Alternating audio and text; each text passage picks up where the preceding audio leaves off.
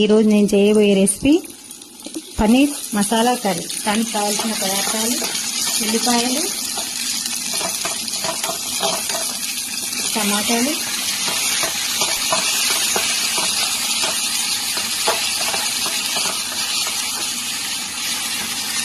కాజు, కొన్ని ఉల్లిపాయలు. వీటన్నీ ఫ్రై వేసుకోవాలి.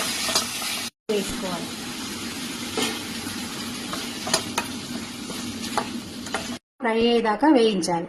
చల్లారబెట్టుకోవాలి. కట్ చేసుకోవాలి.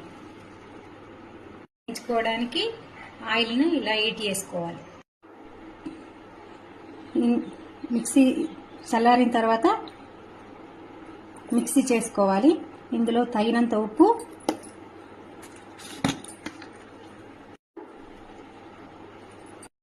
పంప్కిన్ సీడ్స్, కట్ చేసుకున్న పన్నీర్ క్యూబ్స్ ఇందులో ఫ్రై చేసుకోవాలి.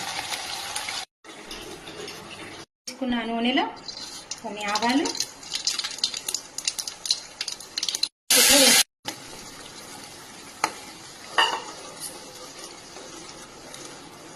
మసాలా పేస్ట్లో కొంచెం ఆయిల్ ఇట్లా పైకి రావాలి. పైకి వచ్చిన తర్వాత ఈ పన్నీర్ క్యూబ్స్ వేసుకోవాలి. వేసుకోవాలి. ఆయిల్ పైకి రాగానే స్టవ్ ఆఫ్ చేసుకోవాలి. Masala curry ready.